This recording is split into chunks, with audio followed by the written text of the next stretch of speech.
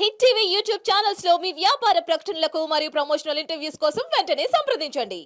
ప్రకారం ఏదైనా పేపర్స్ ప్రభుత్వ నిబంధనలన్నీ కూడా తొంగలో తొక్కేసి తన ఇష్టారాజ్యంగా వ్యవహరిస్తూ ఈ పక్కనే ఉండేటటువంటి వాగు, ఆ వాగుని దాదాపుగా ఒక 60 అడుగులు కప్పేసి అటుపక్క ఇటుపక్క ఉండేటటువంటి చెట్లు కూడా పరమ పవిత్రంగా పూజించేటటువంటి తిరుమల కొండపైన ప్రతి వృక్షము కూడా ఒక మహర్షిగా భావిస్తాం.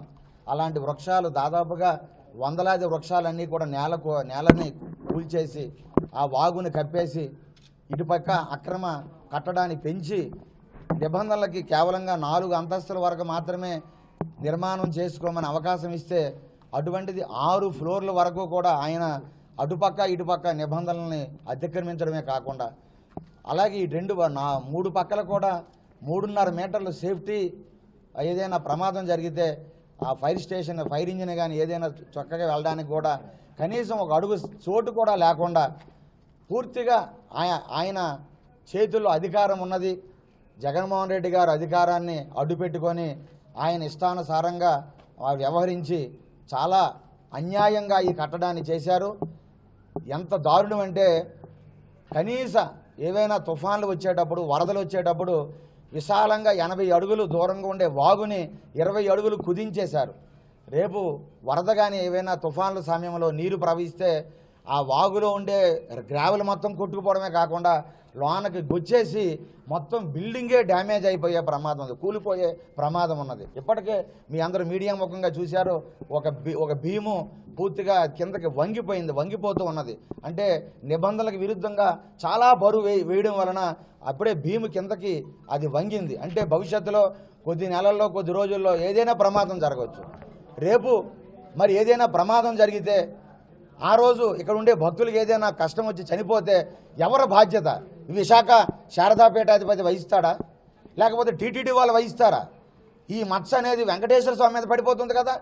తిరుమల క్షేత్రంలో ఈ ఘోరం జరిగిందంటే అది వెంకటేశ్వర స్వామికి అపకీర్తిగా మారిపోతుంది కదా. అలాంటి అపకీర్తిని తెచ్చిపెట్టేటటువంటి ఈ శారదాపీఠం అక్రమార్గంగా నిర్మాణం చేస్తున్నటువంటి ఈ అంతస్తులు ఎందుకు మీరు కోల్చడం లేదు? ఎందుకు మీనమేఘాలు మీరు లెక్కిస్తూ ఉన్నారు? ఎందుకు తాత్సర్యం చేస్తున్నారు? మీరే చెప్పారు కదా, విశాఖ శారదాపీఠం దాదాపుగా వారికి ఇగోండి విశాఖ శారదాపీఠానికి 5,000 SFT స్థలం ఇస్తే ఆయన 2,150 SFTని దురాక్రమణ చేశారని టీటీడీ వాళ్ళే చెప్పారు. మరి మీరే చెబితే మీరే ఎందుకు అమలు చేయడం లేదు? కాబట్టి ఇటువంటి నిబంధనల విరుద్ధంగా చేసేటటువంటి కార్యక్రమాల్లో మీరు ఎలా సర్టిఫై చేస్తున్నారు?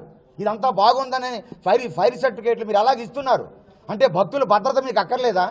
వెంకటేశ్వర స్వామికి సేవకులు కదా మీ అందరూ కూడా. మీరు జీతాలు తీసుకుంది వెంకటేశ్వర స్వామికి భక్తులకి సేవకే కదా మీరు ఉన్నారు. రేపు జరగకూడదు జరిగితే ఎంత ప్రమాదం అది ఒక్కసారి దయచేసి ఆలోచించండి. ఇది వెంకటేశ్వర స్వామి మాకు ఆయన పంపించాడేమో అనుకుంటున్నాం మేము. వెంకటేశ్వర స్వామి పవిత్రత, వెంకటేశ్వర స్వామి తాలూకా గౌరవ మర్యాదలు ఎట్టి పరిస్థితుల్లో కూడా ఎవరు భగ్నం చేయడానికి ఎట్టి పరిస్థితుల్లో వీలు లేదు. దానికి ఎవరైనా కూడా శిక్షార్హులే. విశాఖ శారదాపీఠం కూడా శిక్షార్హమే. తక్షణమే ఈవో ఎందుకు స్పందించడం లేదు? కొత్తగా ఈవో గారు వచ్చారు, శ్యామలరావు గారు.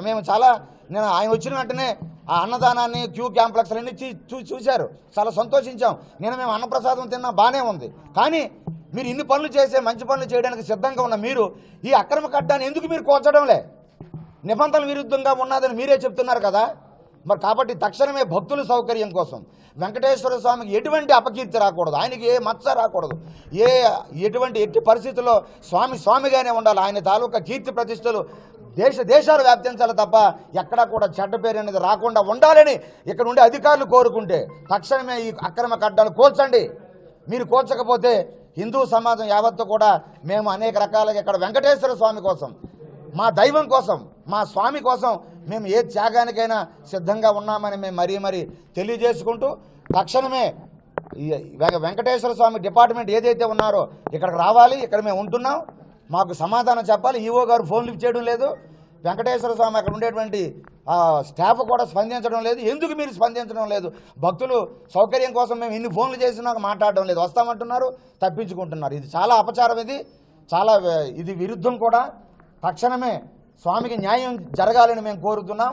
ఈ విశాఖ శారదా పీఠాధిపతి చెప్పుకున్నటువంటి ఏదైతే కోర్టులో ఉన్నదని చెప్తున్నాడో, సరే కోర్టులో ఉన్నదాన్ని పక్కన పెట్టండి.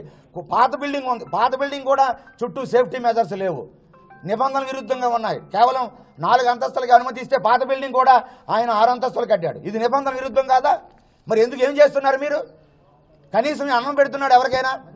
కనీసం ఎవరికైనా ఒక పూజ చేస్తున్నారా? దేనికి ఇచ్చారండి? పీఠాలు మఠాలు ఒక పూజ చేయమని, యజ్ఞాలు చేయమని, భక్తులకి ఆదరించమని ఇచ్చారు. కనీసం పిడికిడి అన్నం ఎవరికి పెట్టడం లేదు విశాఖ శారదా పీఠం.